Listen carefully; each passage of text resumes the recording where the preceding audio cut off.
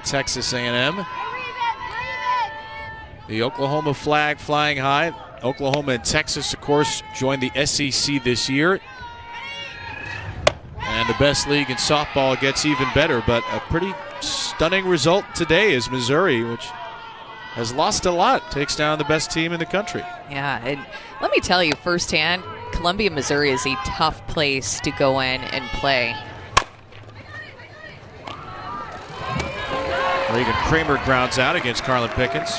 But, I mean, Mississippi State, the teams that we showed you, Mississippi State, Ole Miss, and South Carolina were picked to finish 12th, 14th, and 15th. So that would be last in the SEC, as Vandy does not have a softball team. There's 16 teams, but just 15 softball teams. So those teams have been outstanding. And, I mean, I love the way Mississippi State competes. South Carolina has made a ton of noise with their new head coach, Ashley Chastain Woodard.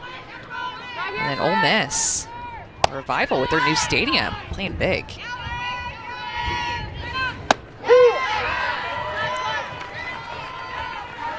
Needless to say, the SEC tournament is going to be epic this year. And Athens, Georgia this season. All 15 teams will be there. Two strikes on Kaylee Wyckoff. Carlin Pickens trying to get back into a groove after the 2-run, 3-hit second inning. Bree Ellis on deck as Wyckoff takes ball 2. Ellis started the rally, shortening her swing, picking up a 2-strike infield single up the middle before Courtney Day's home run.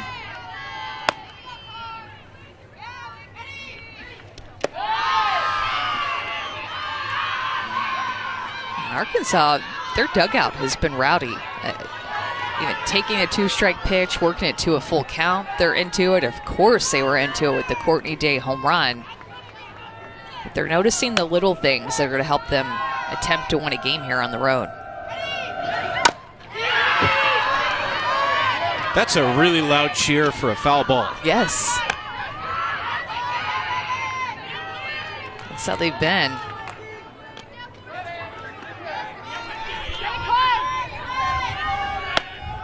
Well, constantly in motion, too.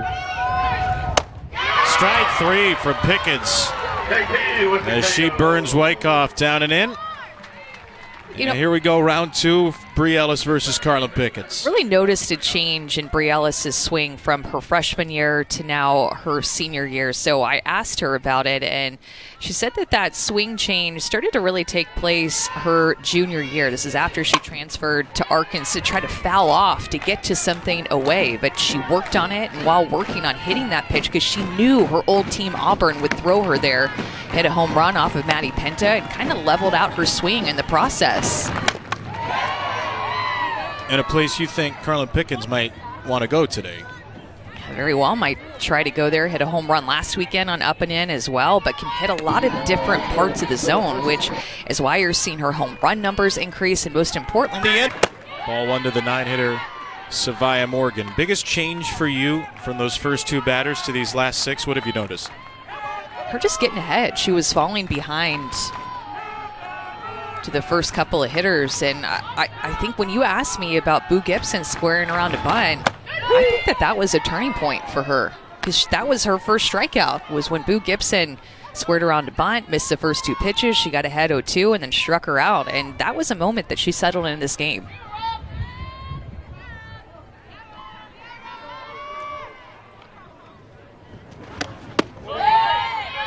No swing by the freshman Morgan there.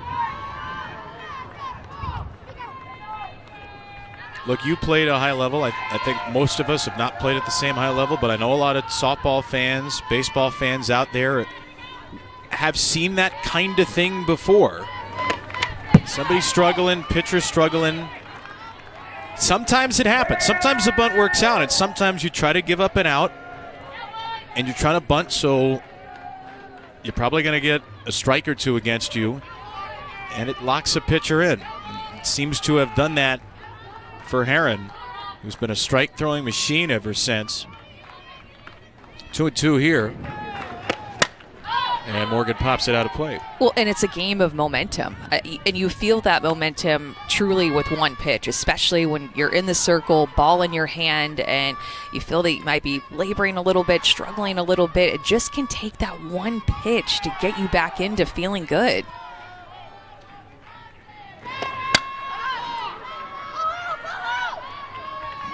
No surprise to me, look, she gets out of that and ends up striking out the side. And then what do they do offensively? 2-run home run, almost instant, with Bri Ellis reaching on the 2-strike hit, and then Courtney Day first pitch home run. So there again is that version of momentum all within this game. As an individual, as a team, you feel it.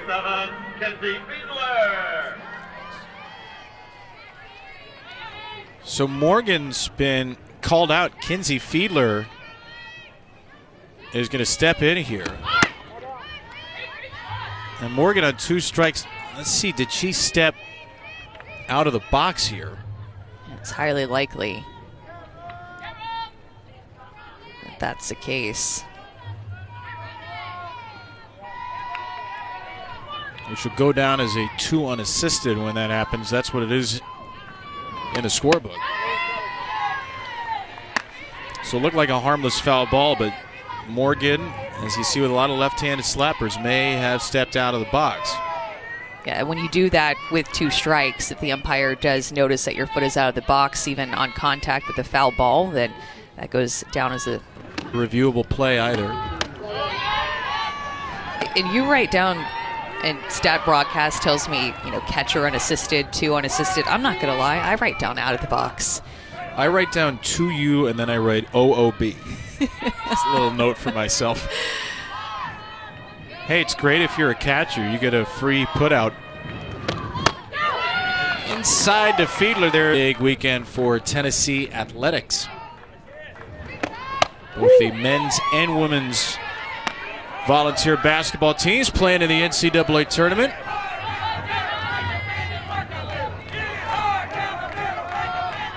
Real Game of Thrones vibes, don't you think? Mm-hmm. I know you were a big Sandor Clegane fan. 1-1 for panel. By the way, huge weekend as well for Arkansas athletics. The Razorbacks men's basketball team beating St. John's, a game that ended just before ours, and a 2-0 lead for the softballers here. Very dangerous Taylor Panel standing in. And there's that changeup from Harrod.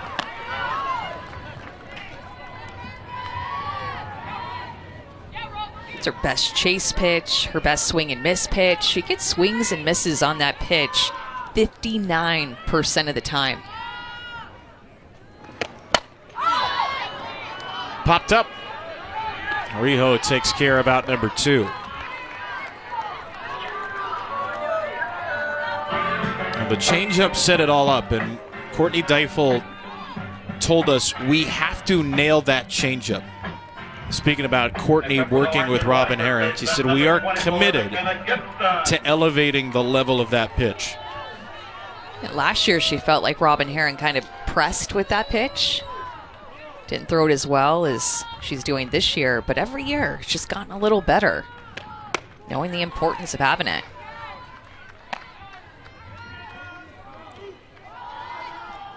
You'll hear the Arkansas dugout when she throws a good one at times call Robin the change master. They're embracing that, trying to build confidence in her as she gains confidence in that pitch.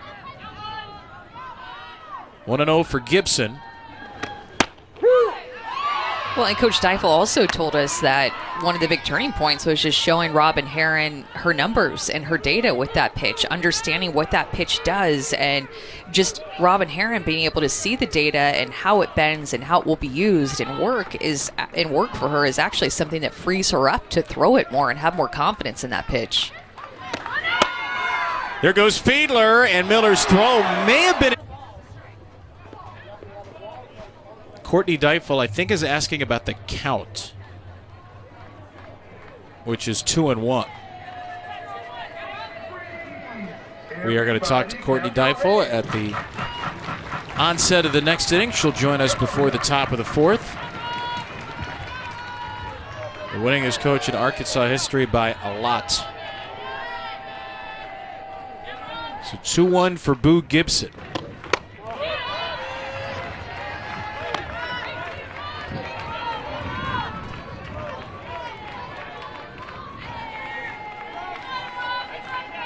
A quietly steady rock of this Tennessee lineup.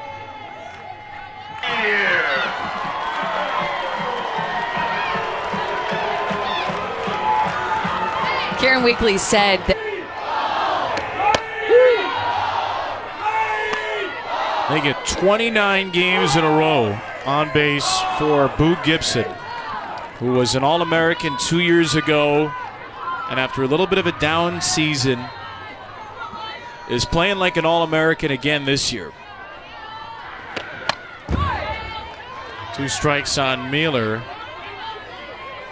Karen Weekly told us in the big moments, Boo Gibson doesn't get jacked up. And at a big moment against a lefty who was twirling a gem, Gibson ties the game for Carlin Pickens in Tennessee.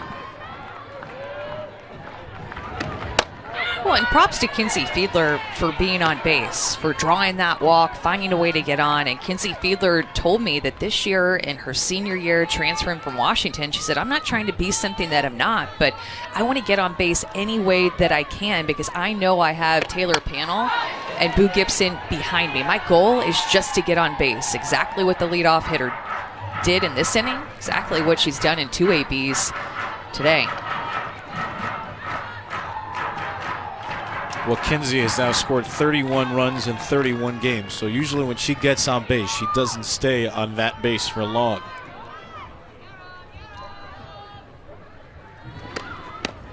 Mueller couldn't hold up. And Heron, 7 strikeouts, gave up a 2-run homer to Boo Gibson. Carlin Pickens has punched out 3, the 2-run home run for Day. Maybe, just maybe, though, Carlin Pickens is settling in. She's retired 5 in a row, and the first 4 with 2 strikeouts the second time through the order. On the ground from Day, a spinning ground ball to Rodriguez. It takes her time.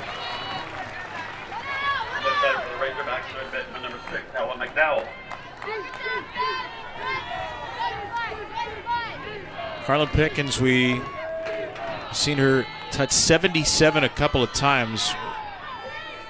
We're told that she hit 77.1 earlier in this game on the gun. Now, different guns, different speeds sometimes, but 77 is the college record. Monica Abbott, who is known around these parts for pitching a time or two, also hit 77 professionally with the Chicago Bandits in 2012. And Carlin Pickens, fastest pitch in softball history as a junior. There's a lot of time left this year is all I'm saying. Well, and she's just a junior. A lot of time left in her career. It's interesting. You wonder how much better can she get? And Karen Weekly talked to us about that. About the work it takes when you're this good to get incrementally better. What stands out to you when you talk to Carlin, when you talk to Karen about the ways she's been able to gain that little edge? Well, she's just a competitor, and she's never scared to try new things. And in fact, I like the way that Karen Weekly said to us that she's not afraid of her successes. That a lot of athletes want to cling on to old successes that they've had, and they cling to that, and they're afraid to try new things, thinking that it's a little bit risky. But that's not Carlin Pickens at all. She has been like this since her freshman year, just an absolute sponge, lowering her ERA, getting more strikeouts per game.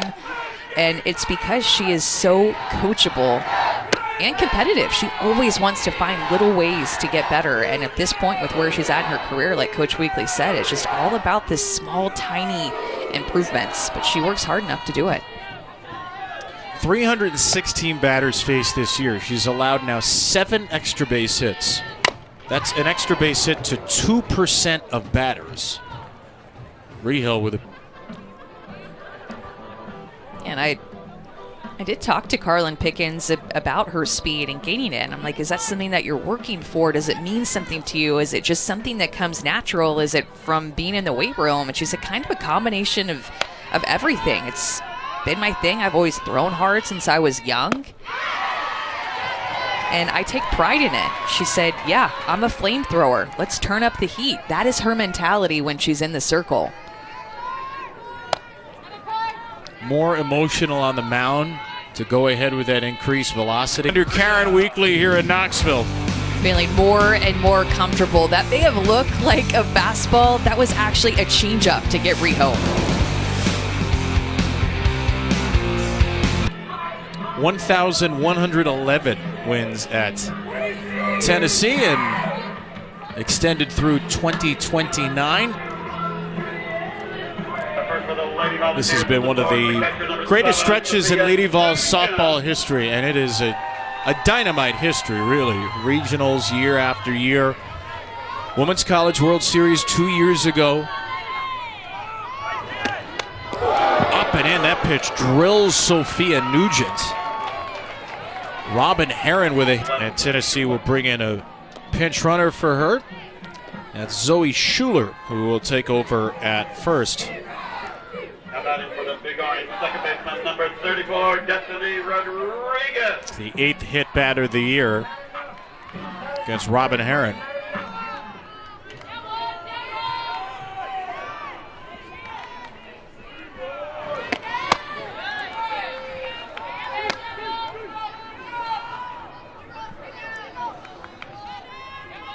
Tennessee to the World Series 2 years ago. They were the SEC champions, regular season and tournament. Last year with a regular season before falling in the tournament. And pretty much the whole softball world assumed Tennessee would go back to Oklahoma City. They win game 1 of the Super Regionals at home against Alabama and then lost the next 2. Were shocked as the Crimson Tide celebrated on this field to make it to Oklahoma City. That was a team with big hitters and big-time players. Kiki Malloy, Zeta Pooney, Peyton Gottschall was an All-American pitcher. It's a different group this year, and they've tried to be a little bit different offensively. Still only 30 games into the year. But Karen Weekly felt like her team had to be a little bit more well-rounded offensively. And she told us, I'm not worried about the overall statistics. I want to know what we do against the top 25 because that's who you're going to face to get where you need to go in the end.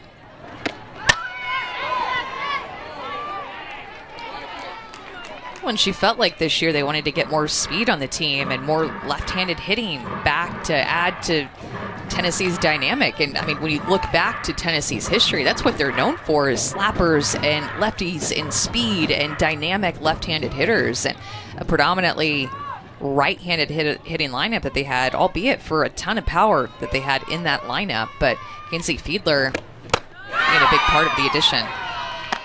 Rodriguez goes down on another hard swing and hard delivery from Robin Herron, piling up the strikeouts. Next batter for Tennessee, DP number 65, Ryan Brown. You know, it's about the margins when you're as good as Tennessee is, when you go 44-12, when you go 19-5 in the league. You don't want to change much. But for Karen Weekly, it was less about the 44-12. And it was more about the 1-2 in the Super Regionals. So how do you push this team forward? She feels like a little more athleticism, a little more depth, because Tennessee had 18 hits in 3 games in that Super Regional, left 26 on base. And with all the innings, remember there was the extra inning marathon in Game 2, only 2 steals in the series. They were not as well-rounded a team at the end as she thought that they needed to be. Just 6 runs scored in 3 games on your home field.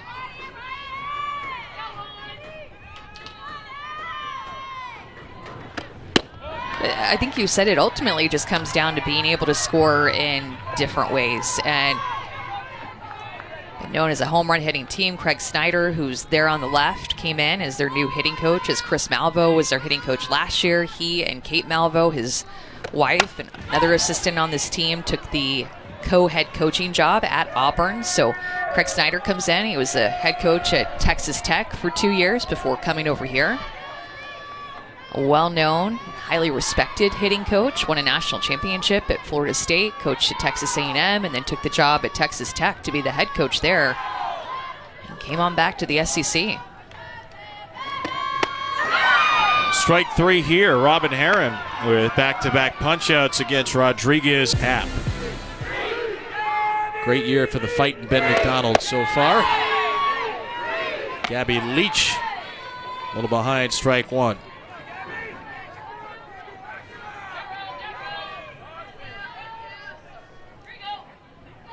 Leach struck out her first time. And Herron jumps ahead 0-2.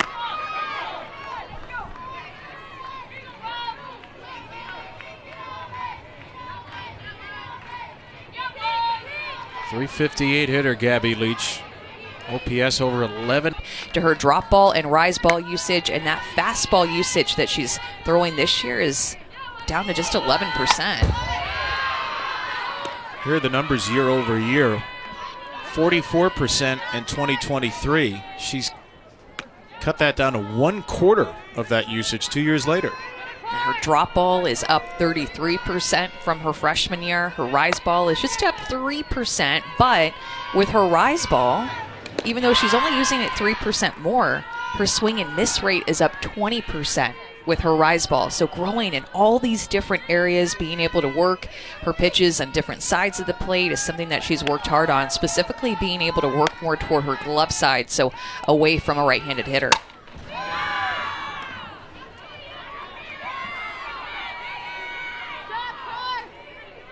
It's almost unfair at times that you could have a pitcher who's thrown the fastest recorded pitch in the history of college softball who's decided, I'm just going to stop throwing my fastball because everything else is so filthy. Up high to Carly Davison. I mean, the whiff rate on her changeup last year was 57%. This year it's 54%. So a consistent pitch that she's had all 3 years, but still finds little ways to make it better. Davidson jumps on one to left. That ball gets past Morgan all the way to the wall, and Davison leads off the Arkansas fifth with a double. It had been a while since Arkansas had a hit. How about a 2-strike hit from Carly Davidson, her second hit of the game. Her first one was on the first pitch of the AB, and now she gets a 2-strike hit. But this pitch that Carlin Pickens threw was just out over the plate with 2 strikes, and Davidson is on time with it and able to muscle it out to left center field. In fact, she had the last. Sophia Nugent's going to take a trip to the circle. It's 2-0 on Kennedy Miller here.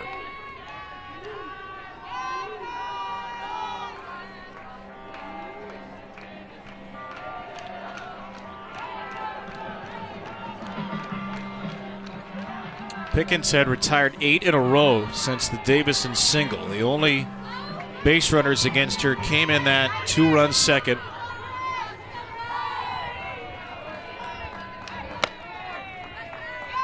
.2-0 now for Miller, who had a really strong freshman year. Sophomore year has been a little down. .263. Slugging at just .404 with only 4 extra base hits in her first 24 games. Now squares to bunt on 2-1. It's a foul ball, and it certainly caught a piece of Kennedy Miller. Courtney Deifel thinks this is just a straight hit by pitch. It definitely hit her at some point. The call from Smokey Eds was a foul ball. Bunt in the at-bat.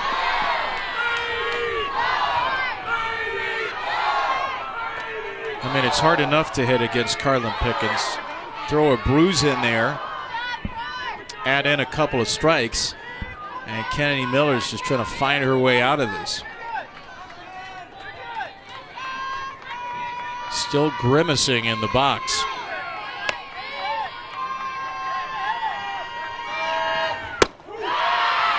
Worked it full. Again, Arkansas continuing to celebrate the little things. Her taking that pitch to work it to a full count. You can see that, too, she's in pain, wanting to feel the love from her dugout, having her back. Davison at second. And a ground ball down to third. Miller is retired by panel.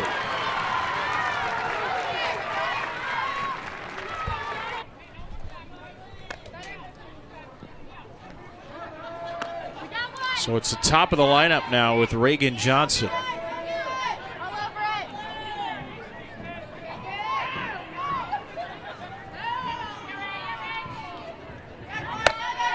Sophia Nugent smacks the glove. And Pickens hits it off the corner. And with Reagan Johnson up at the plate with her speed, last weekend OU approached it by bringing one of the three outfielders onto the dirt. So they played her with 5 infielders. An additional one came from the grass to the dirt. Just knowing that she likes to use her speed, go to her slap, trying to find a hole on the infield, and was, for the most part, unsuccessful against OU, taking that shift with bringing that extra outfielder onto the dirt against her. Walked twice, but was just 1 for 9. Strike to her here, 2-1.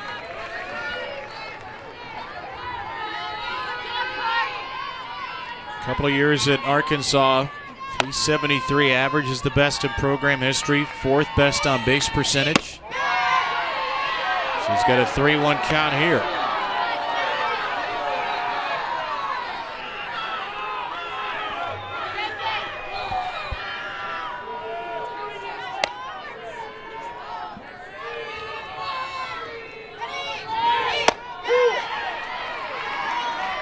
Well, Carlin Pickens has now been in 6 full counts in the game. And the first 5 times, she's retired the batter on 3-2. She's not going to do it here as that pitch just missed.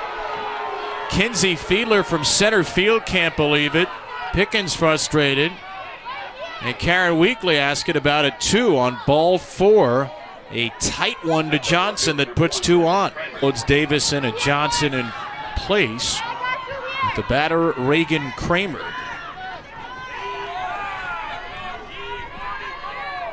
Two on and 1 out in this 2-2 game. That's a low strike.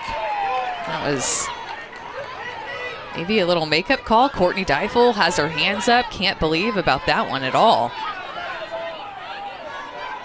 Courtney just took a whole bunch of steps down the third baseline to bark at Smokey Eds. Kramer rocks it through the right side. Davison got a very late break.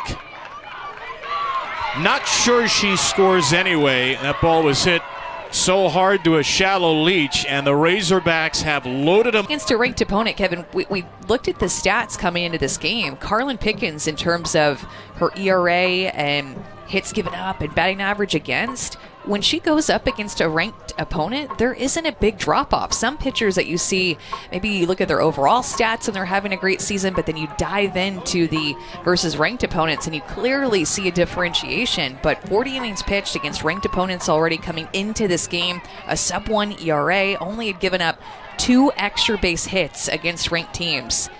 Really great success against anybody that she faces, and Arkansas just has the right offensive approach against her today. They've got Kaylee Walkoff with the bases loaded and 1 out. Wyckoff takes low.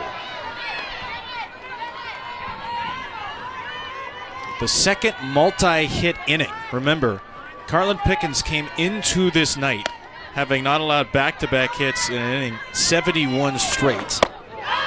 She gave up back-to-back hits in the second. She gave up 3 hits in that inning total, 2 hits and a walk here. And not only are the bases loaded, but the best hitter in the country is in the on-deck area, Brie Ellis.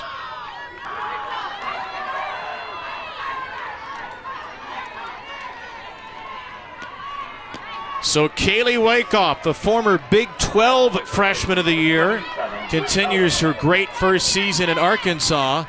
And now Bri Ellis, who has absolutely torched the best league in the country so far.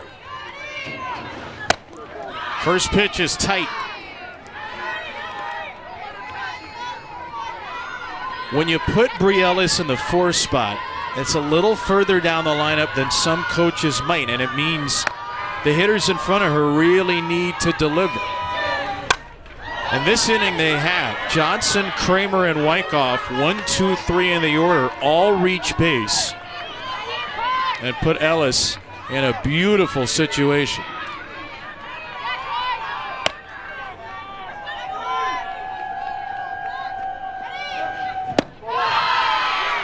Before the OU series, DJ Gasso was a part of the press conference and got asked about Bri Ellis, and he said that her presence in the box is something that I felt from her this year, not overly trying, not getting out of her zone.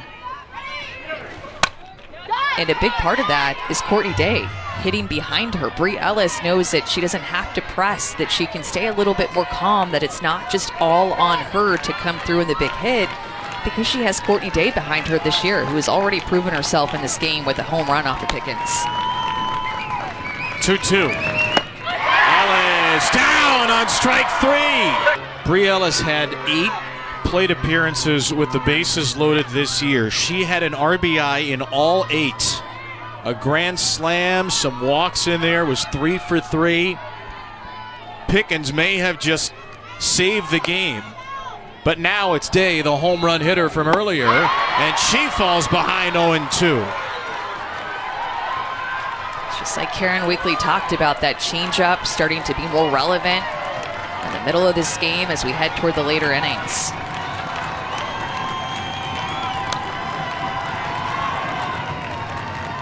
Oh, 2.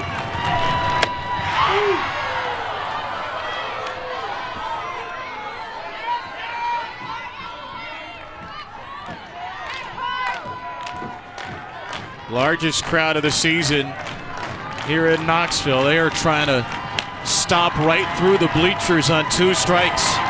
And down goes Day. With the KO for Arkansas in the 5th. 1 run out. 3-2 Razorbacks midway through the 5th. Robin Herron with multiple strikeouts in every inning. She's punched out 10. It's her 10th career 10 strikeout game, and she has outpitched Carlin Pickens, maybe the best pitcher in the country so far. Day and Gibson with home runs. And Arkansas got a 5th inning run. Carly Davison doubled, came around to score on a Kaylee Wyckoff single. But then with the bases loaded and 1 out, Pickens struck out Bri Ellis and Courtney Day. Electric moments to keep this a 1-run game. Feels like a postseason game. I mean, we're not even in April, but that's why it's a grind to play in the SEC, because every weekend really does feel like a super regional feel to it. With intensity like this.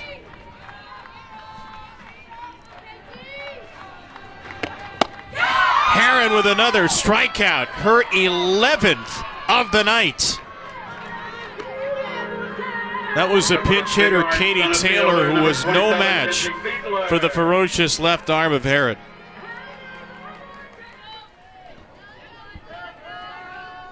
Trying to get a right-handed bat up there, and Taylor does not come through, as Kinsey Fiedler will stand in.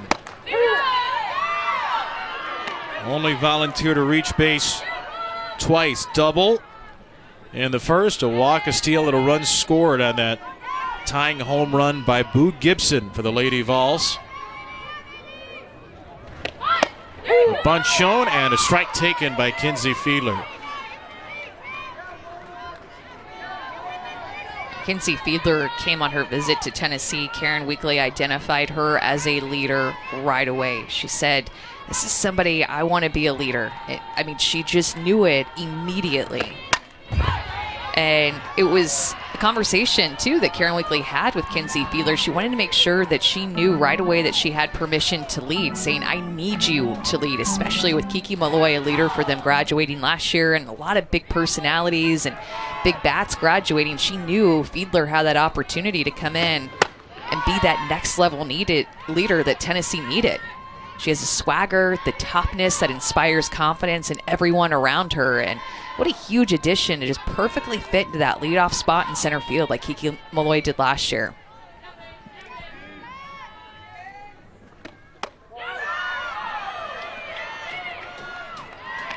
And the connection here, Chris Malveaux, who was at Tennessee, and he and his wife Kate are now the co-head coaches at Auburn. But there was a connection there. Chris had been at Missouri. Kenzie Fiedler's from Missouri. He knew her well. A little looper down to third. McDowell's got the second out. And for the first.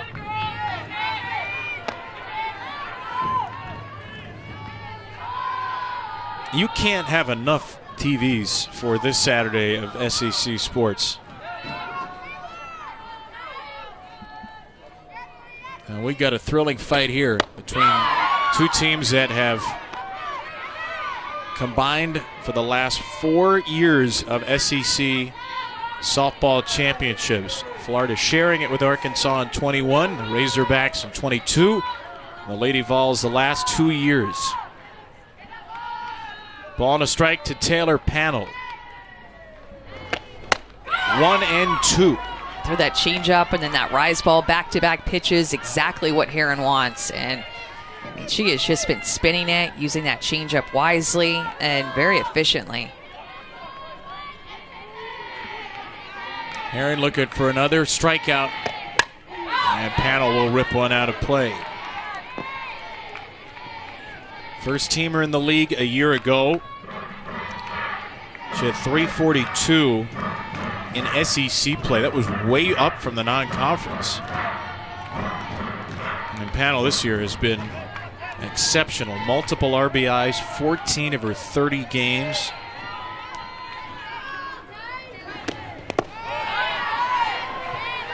You can tell that the sun is coming in to Kennedy Miller back behind the plate with where it's at, because when she gets set, she's having to put her right hand up to kind of block the sun from coming into her eyes.